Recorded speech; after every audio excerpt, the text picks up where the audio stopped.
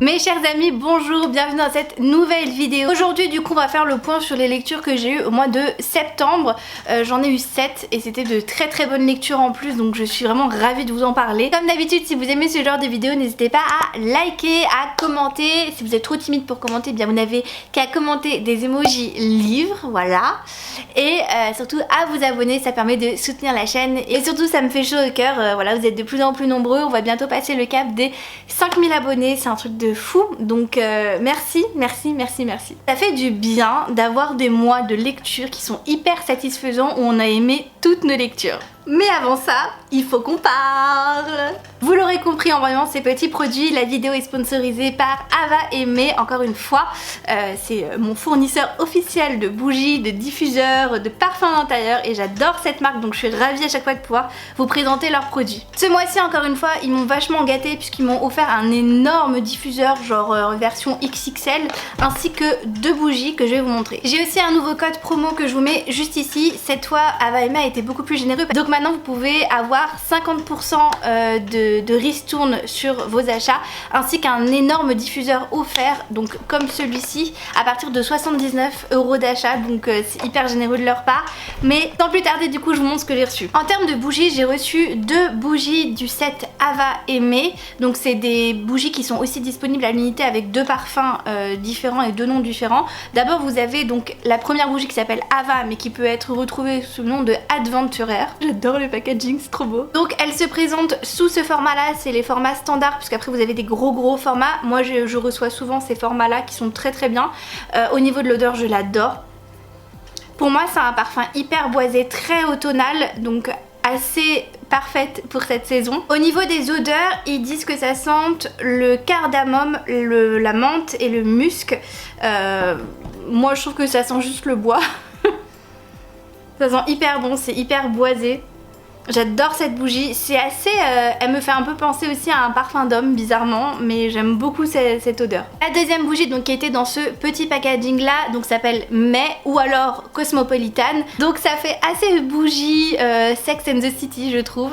Le packaging est plutôt d'une couleur un petit peu taupe. Et là pour le coup c'est beaucoup plus fleuri et au niveau des odeurs ça se ressent puisque c'est du muguet, du myrrhe et de la rose. Et ça se sent vachement je trouve. J'aime beaucoup cette odeur aussi, mais j'avoue que j'ai quand même une préférence pour celle-là qui est beaucoup plus boisée, mais les deux ensemble sont vont assez bien ensemble quand même. Et ensuite, comme je vous le disais, j'ai reçu cet énorme diffuseur qui s'appelle Maldives et il y a marqué Indian Ocean. Voilà, donc je vais vous montrer à quoi ça ressemble. Donc au niveau de l'objet, il est relativement gros comme vous pouvez le constater. Il fait pas toute ma tête, mais quasiment. Et au niveau de l'odeur, ça sent super bon. Tous leurs parfums de toute façon sentent bon. Alors eux ils disent que ça sente l'orchidée blanche, le vétivier et des notes aquatiques. Je suis complètement d'accord pour les notes aquatiques. Ça sent super bon. Après l'orchidée blanche, on la sent mais plus en arrière-plan et ça sent super bon. On dirait un parfum hein, clairement. Je m'en suis mis sur la main là et ça sent super bon. Donc voilà, et vous avez aussi du coup forcément les petits bâtonnets qui sont énormes pour aller avec le flacon en fait. Donc lui je l'utiliserai je pense pas tout de suite parce que pour moi ça a plus des notes été. Donc je pense que j'attendrai le printemps-été, mais j'en ai tellement de toute façon des diffuseurs avant à utiliser que bon... Voilà du coup pour les produits Ava et May que je remercie encore une fois pour leur partenariat et le fait de sponsoriser certaines de mes vidéos. Vous en aurez encore une d'ailleurs en novembre puisqu'on a décidé de continuer le partenariat jusqu'en novembre pour le moment. Donc je suis ravie parce que moi j'adore leurs produits, j'adore ce qu'ils proposent et du coup j'aime beaucoup vous les proposer. C'est des bougies qui sont en plus faits en Europe, qui sont faits par des maîtres parfumeurs encore une fois. Des personnes du coup qui sont vraiment qualifiées pour les odeurs et je trouve que ça se ressent vachement entre les noms des bougies et ce qu'ils veulent incorporer en fait comme ambiance. Je trouve que à chaque fois c'est du 100% en fait, du juste. Donc si vous voulez craquer en plus en cette période automnale où il y a le retour des bougies, faut quand même le dire, n'hésitez pas à utiliser mon code promo. Je suis transparente avec vous, à chaque fois que vous utilisez mon code promo ou mon lien d'affiliation, j'ai une petite commission qui est utilisée, donc merci d'avance à ceux qui l'utilisent. Et d'ailleurs ceux qui l'ont utilisé et ceux qui ont fait des achats à va aimer, j'espère que vous êtes ravis de vos achats, n'hésitez pas à me faire un retour. Bon, maintenant que je vous ai présenté ces produits, on passe au contenu de la vidéo, à savoir ce fameux dé de lecture de qu'est-ce que j'ai lu au mois de septembre, bonté divine. J'ai d'abord lu Le Trône des 7 îles de Adaline Grace, qui est un premier tome édité chez De Saxus que j'ai énormément aimé. Dans cette histoire, on va suivre la princesse Amora, par amour du coup, qui est la princesse héritière du royaume de Visidia. C'est un royaume en fait qui est composé de plein d'îles différentes et vous avez 7 îles en tout. La capitale étant Arida, là où vit la famille royale, et en fait toutes les îles qu'il y a autour de Arida font partie du royaume et chaque île a une spécificité, une magie en fait qui lui est propre. Donc par exemple sur une des îles vous allez avoir la magie des guérisseurs, donc ça va être des gens qui vont pouvoir avoir le pouvoir de guérir les autres ou se guérir eux-mêmes. Vous avez une île aussi où les personnes contrôlent les 4 éléments, donc à savoir la terre, le feu, l'eau ou l'air. Ils ont chacun une spécificité en fonction de leur personnalité. Et puis dans tout ça nous avons la famille royale qui est la famille Montara, dont fait partie Amora, donc notre personnage principal. Et dans les mythes et légendes et histoires de cette contrée, de ce royaume, il s'avère qu'en fait il y a des siècles et des siècles, un monstre a surgi des abysses pour en fait s'accaparer le pouvoir des personnes qui vivaient dans tout ce royaume, et en fait il avalait les pouvoirs des gens, qui a fait que le royaume était complètement en désarroi total et la famille Montara a fait son apparition avec leur pouvoir qui est propre, puisque la famille royale a le pouvoir de l'âme et c'est vraiment propre à la famille royale seulement. Et du coup l'ancêtre de notre héroïne a réussi à vaincre le monstre en l'aspirant, et du coup le monstre maintenant vit dans le sang de la famille royale. Pour éviter que le monstre ne se réveille à nouveau, il y a des règles qui ont été édictées dans le royaume, à savoir que chaque île doit bien se cantonner à sa spécialité et qu'on ne peut pas cumuler plusieurs pouvoirs, ce qui était le cas avant et ce qui avait attiré le monstre. Comme je vous l'ai dit un petit peu plus tôt, c'est un royaume où vivent beaucoup de traditions, et une des traditions est que à la majorité du prince ou de la princesse héritière, celui-ci ou celle-ci doit faire une apparition publique et montrer la capacité de ses pouvoirs afin de déterminer si oui ou non il peut contrôler le monstre qui est en lui avec le pouvoir des âmes. Quand vient le tour d'Amora, qui est la seule héritière du roi, ça vire un petit peu à la catastrophe. Elle qui pourtant normalement contrôle très bien son pouvoir, il se passe quelque chose quand elle fait un aperçu de son pouvoir au royaume et tout le monde panique un peu. Du coup elle est enfermée dans un cachot. Très sympa les gens de son royaume, hein. Mais elle va se faire secourir par un pirate qui s'appelle Bastian et qui était à la capitale afin de soumettre une idée au roi qui est quand même assez importante, une idée politique, parce qu'il est assez aveugle sur l'état de son royaume. En effet, une nouvelle menace venant du sud commence à s'accaparer un petit peu du royaume, mais le roi est aveugle à ce qui se passe là-bas, puisque l'île du sud a été condamnée par le roi il y a une vingtaine d'années genre. Du coup il prétend que c'est pas vraiment son problème ce qui se passe là-bas, alors qu'un meneur assez extrémiste commence vraiment à faire des siennes et commence un petit peu à agiter le royaume. Mais Amora est une princesse assez, disons, protégée par le roi, et elle n'est pas du tout au courant de ses dissidences dans le royaume. Donc quand elle va faire la connaissance de Bastian qui va la libérer, ils vont passer un pacte, à savoir qu'il va l'aider et en échange elle va l'aider aussi, et elle va devoir l'écouter sur les menaces un petit peu qui se passent dans le royaume. En se disant du coup qu'elle va pouvoir se racheter auprès de son peuple en capturant une menace extérieure au royaume qui peut déclencher des siennes et surtout raviver le monstre qui est à l'intérieur de leur famille royale, et du coup elle décide de partir avec Bastian et nous voilà lancés dans une aventure épique en plein mer sur un bateau absolument incroyable et des personnages que j'ai adorés. Franchement c'était un univers super sympa, j'ai passé vraiment un excellent moment de lecture, j'ai pas vu les pages passer, les chapitres défiler. Au début j'avoue que c'était un petit peu compliqué de comprendre l'univers parce que on est un petit peu jeté comme ça dans cet univers, mais au fur et à mesure des pages on comprend un petit peu ce qui se passe, on comprend l'intérêt, on comprend les enjeux aussi politiques du royaume et c'est hyper intéressant.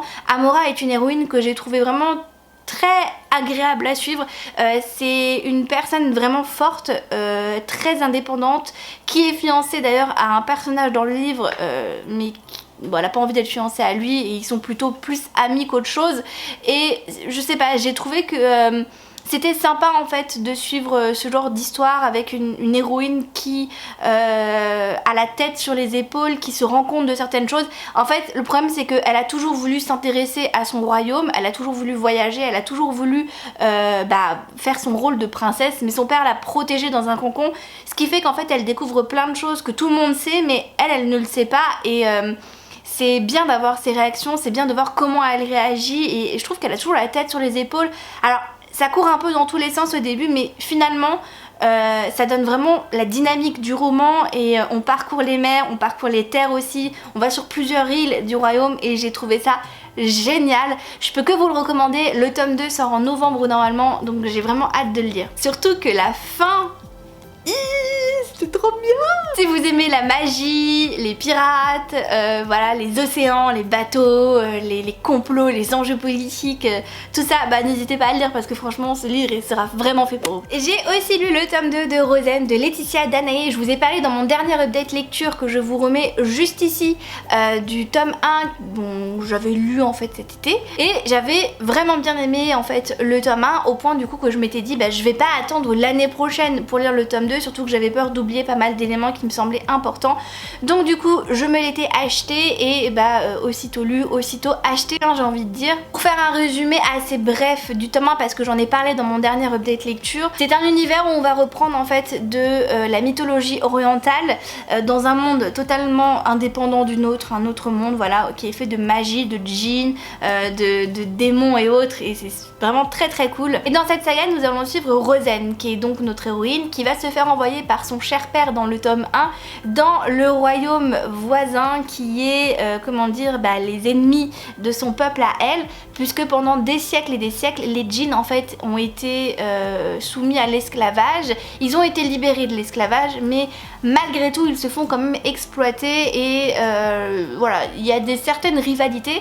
Donc Rosen qui est une princesse va être envoyée par son père et ses deux sœurs d'ailleurs qui vont être avec elle dans le royaume de leurs ennemis afin de potentiellement voilà une fois pour toutes déclarer la paix en épousant un des trois princes, sauf qu'il va se passer pas mal de choses dans le tome 1 qui vont faire que Rosen va se rendre compte qu'il y a beaucoup plus que ce qu'elle s'était imaginé. Il y a beaucoup de complot notamment, c'est un mot que j'aime beaucoup et qui revient beaucoup dans mes littératures mais c'est parce que c'est ce que j'aime hein. Et du coup on l'avait quitté dans le tome 1 dans une position ma foi assez fâcheuse mais qui donnait envie d'avoir le tome 2.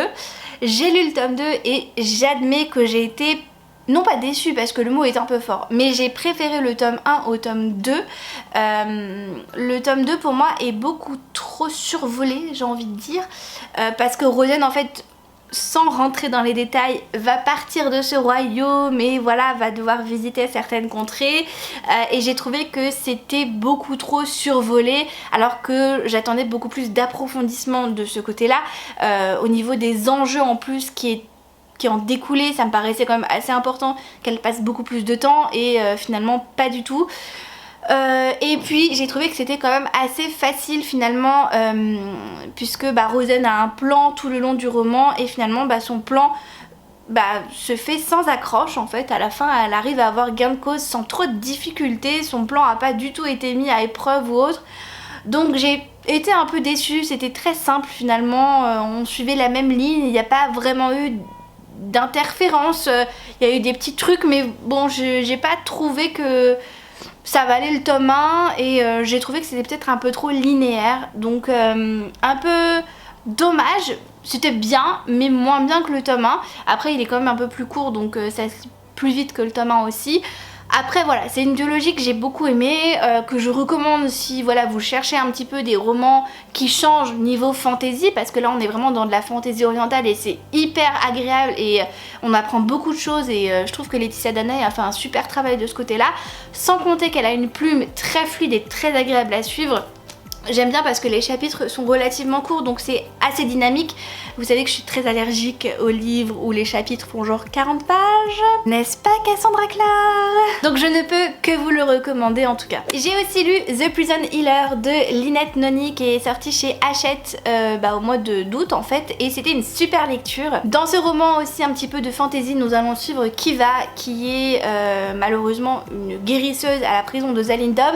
Ce n'est pas par choix qu'elle a fait ça, en fait elle a été emprisonnée dans cette prison quand elle avait 6 ou 7 ans. En fait au moment où son père a été emprisonné, elle s'est fait emprisonner avec lui, donc on ne sait pas trop pourquoi son père a été fait prisonnier, donc je vous laisserai le découvrir dans le roman. On sait juste que voilà, elle était là au mauvais moment avec lui, elle s'est fait du coup embarquer et elle a grandi dans cette prison.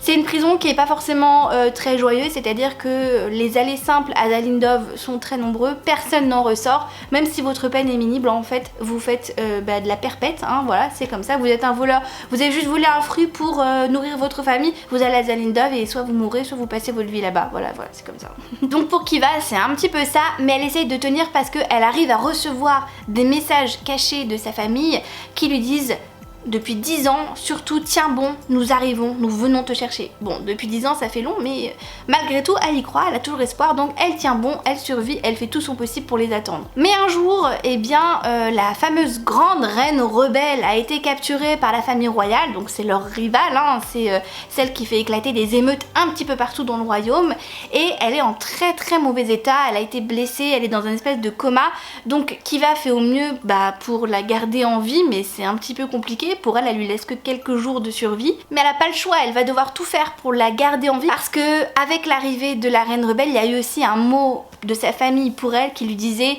fais tout ton possible pour la sauver, nous arrivons. Donc du coup elle s'est dit ok, donc il faut absolument que je la maintienne en vie, sinon personne va arriver. À mon avis ils ont dû s'acoquiner avec les rebelles, enfin elle se fait des théories et tout. Donc elle fait tout son possible pour la maintenir en vie, sauf que la reine rebelle Tilda, vous vous en doutez bien, à cause de ses méfaits, elle a été condamnée par la famille royale à passer 4 épreuves hyper difficiles qui sont absolument impossibles si vous ne faites pas partie de la famille royale en fait. C'est 4 épreuves où la magie élémentaire de la famille royale va être mise à rude épreuve, j'ai envie de dire. Donc en fait vous allez avoir une épreuve de l'air, une épreuve de l'eau, une épreuve de la terre et une épreuve du feu, et en fait elle doit survivre à ça, sauf que à part la famille royale qui a le pouvoir de survivre à ça et d'avoir cette magie là, personne ne l'a en fait, donc généralement c'est une condamnation à mort, hein, voilà. Sauf que vu que Kiva doit absolument la maintenir en vie, et bien elle va se porter volontaire pour passer les épreuves à sa place et devenir la championne de la reine rebelle. Ça veut dire que si jamais elle arrive à survivre aux 4 épreuves, et bien elle aura le droit de sortir de la prison avec la reine rebelle. Donc voilà. Il se passe quand même pas mal de choses dans ce roman, notamment parce qu'il y a les 4 épreuves, mais aussi parce que il y a pas mal de choses qui se passent aussi dans la prison qui sont propres à la prison, avec les gardes, avec le directeur de la prison, avec les autres prisonniers.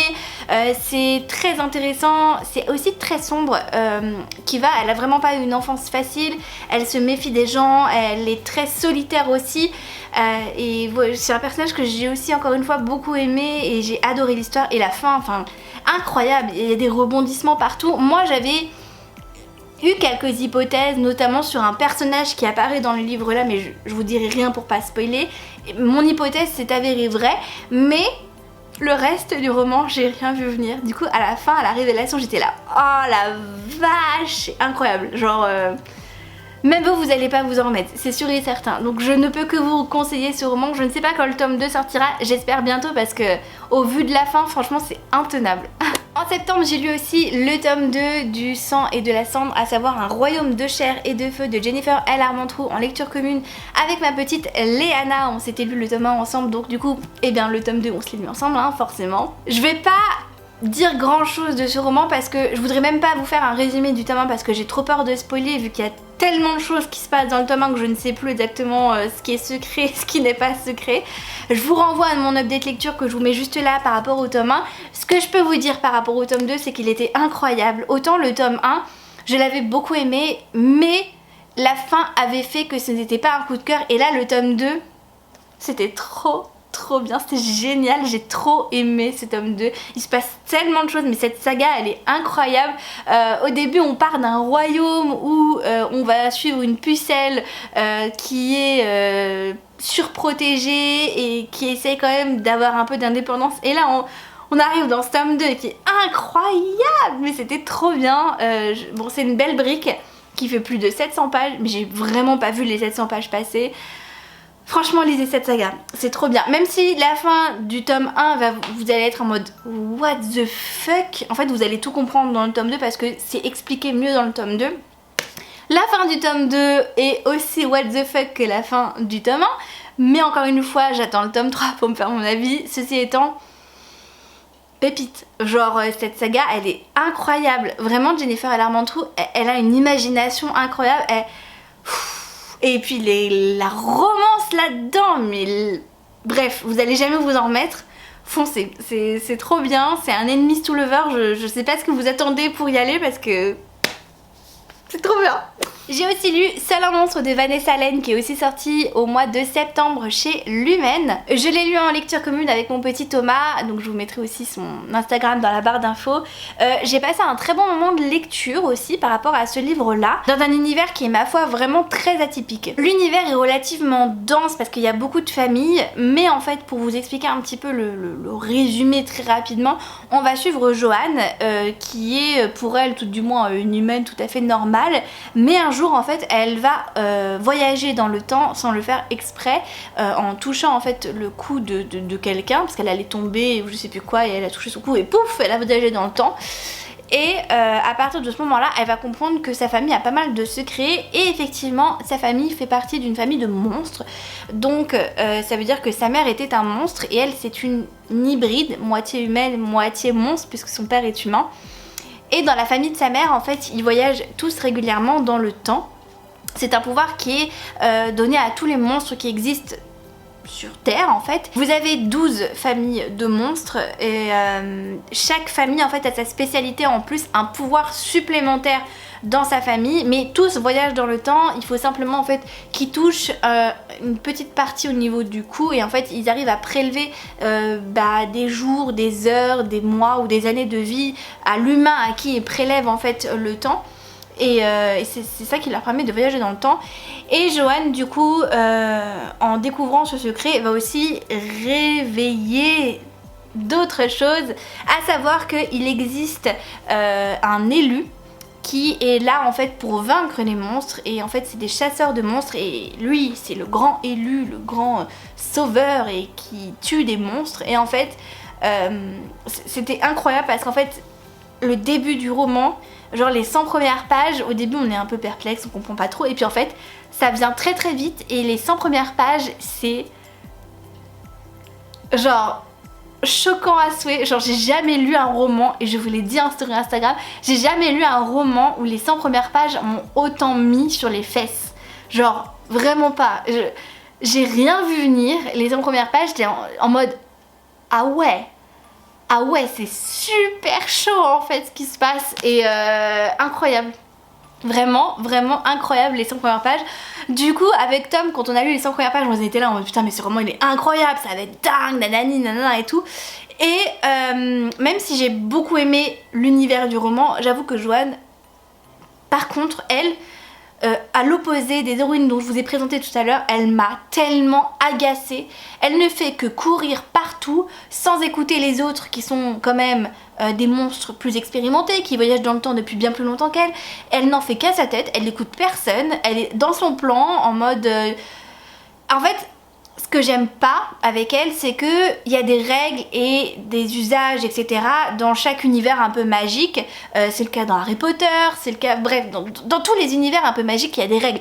Et elle, les règles les plus simples, en fait, elle veut pas les écouter, elle veut pas les apprendre, elle veut pas en fait se faire à son image de monstre. Elle veut pas rentrer en fait dans l'univers des monstres, elle veut faire selon elle en fait, et ça marche pas du tout. Et elle fait trop de choses à l'instinct qui sont hasardeuses et qui pour moi il n'y a pas de plan, c'est juste elle a une envie, du coup elle le fait, et j'ai trouvé ça vraiment vraiment dommage. Ça lui réussit pas, vous verrez dans le roman, mais j'ai trouvé ça vraiment dommage. Et la romance pour moi, gros point noir aussi, vraiment vraiment gros point noir. Je me suis pas du tout attachée au personnage par rapport à la romance. Moi en plus Comme d'habitude, de toute manière, je m'attache au mauvais personnage, c'est-à-dire que moi je la voyais en romance avec un autre personnage, mais pas du tout, donc je me suis pris un peu ça dans la face et ça m'a un peu énervée. Après je pense que je lirai quand même la suite parce que mine de rien l'univers était quand même assez sympathique et puis encore une fois la fin je m'y attendais pas, voilà, malgré le fait que Joanne m'a saoulée jusqu'au bout du bout du bout, je dois admettre qu'elle a une paire d'ovaires absolument incroyable parce qu'elle a fait des choix, j'étais en mode ah ouais quand même elle était vraiment déterminée hein. Donc rien que pour ça malgré tout je dirais la suite, mais c'est vrai qu'il y a eu certains points noirs qui m'ont quand même agacée durant ma lecture, donc je vous le recommande, mais attention à l'héroïne. C'est tout ce que j'ai à dire. J'ai lu aussi un autre Jennifer L. Armentrout qui s'appelle Ne te retourne pas, et excellente lecture, mais excellente lecture. Alors il faut savoir que c'est un thriller young adulte où on va suivre Samantha, à savoir Sam hein, grosso modo, qui va se réveiller en fait dès le premier chapitre en ayant perdu la mémoire. En fait elle se réveille dans un hôpital, elle sait pas exactement où elle est, ce qu'elle fait, elle sait plus son prénom, elle sait rien du tout, elle se souvient de rien. Et en fait, il lui est arrivé quelque chose de très grave. Elle a été retrouvée en fait en pleine forêt en train de marcher avec plein de blessures, mais elle a aucun souvenir, rien du tout, elle sait pas du tout ce qui s'est passé. Et du coup, on va suivre Sam en fait, essayer de retrouver la mémoire sans la retrouver parce qu'elle est vraiment amnésique. Sauf qu'en fait, durant sa disparition, elle a aussi disparu avec sa meilleure amie qui s'appelle Cassie, et en fait, elle se rend compte quand elle revient en fait dans sa maison, qu'elle revoit ses parents, qu'elle revoit ses amis, elle se rend compte en fait qu'elle a rien à voir avec la personne qu'elle pensait être, c'est-à-dire qu'il y a plein de choses qui la choquent et elle se dit mais j'aurais jamais fait ça, enfin ça me ressemble pas, et en fait elle sait plus trop qui elle est. Et il s'avère en fait que Sam et Cassie étaient un petit peu les reines du lycée et étaient vraiment des grosses poufias, voilà, j'ai pas d'autres mots à l'idée. C'était vraiment des filles pas très sympathiques qui se moquaient de tout le monde, qui rabaissaient tout le monde. Sam elle a son petit copain, c'est le plus beau du lycée, voilà et tout, mais c'est un gros plouc, enfin genre vraiment un gros égoïste et tout, et bref c'est vraiment le cliché en fait, vous voyez des groupes américains, dans les lycées américains il y a la reine, le roi et tout, bah c'était vraiment le groupe hyper hype. Et malheureusement quand Sam essaye de récupérer ses souvenirs qui ne viennent pas, en fait elle est choquée par son propre comportement, elle se dit mais j'aurais jamais fait ça, je comprends pas pourquoi je suis une personne comme ça la choque, et du coup petit à petit elle s'éloigne de ses amis, de son petit copain, enfin elle remet toutes les décisions qu'elle a prises quand elle était elle-même finalement en question, et surtout elle va essayer de tout faire pour retrouver Cassie qui est censée être sa meilleure amie, qui est censée être une des personnes les plus importantes de sa vie, bien qu'on en apprend des vertes et des pas mûres sur leur relation assez tumultueuse. Et c'est un roman qui m'a complètement happée, je crois que je l'ai lu en moins de 48 heures, on se prend vachement dans le jeu. J'ai deviné le fin mot de l'histoire au bout d'un moment, mais pour autant ça m'a pas dérangé. Moi, de toute façon je fais tout le temps des théories, en vois-tu en voilà, donc au bout d'un moment je suis forcée de retrouver la piste voilà, de ce qui s'est passé, donc j'ai compris quelques ficelles quand même du roman, mais j'ai quand même passé un très bon moment. Franchement Jennifer L. Armentrout, j'adore ces thrillers young adult qu'elle fait. J'avais lu Revenir pour mourir l'année dernière, pareil au moment de l'automne. C'est super, c'est vraiment génial, un super thriller aussi, enfin je vous les recommande même si vous n'êtes pas trop fan de thriller mais que vous voulez commencer à vous y remettre ou commencer à vous pencher sur la question, prenez des Jennifer L. Armentrout, déjà parce que c'est de la base sûre, et surtout parce qu'il y a toujours des petites romances, donc ça vous raccrochera à certains trucs. Et enfin pour terminer le mois de septembre, j'ai lu le premier tome des Gardiens des Cités Perdues de Shannon Messenger, encore une fois lecture commune avec Tom, et j'ai bien aimé ma lecture, c'était assez sympa, bien que il y a eu beaucoup d'informations très rapidement, et il y a intérêt à suivre pour pas lâcher le truc parce que j'étais vite perdue, hein, très honnêtement. On va suivre du coup Sophie qui est une toute petite jeune adolescente qui a une douzaine d'années, qui vit voilà, avec sa famille aux États-Unis, voilà un truc assez classique.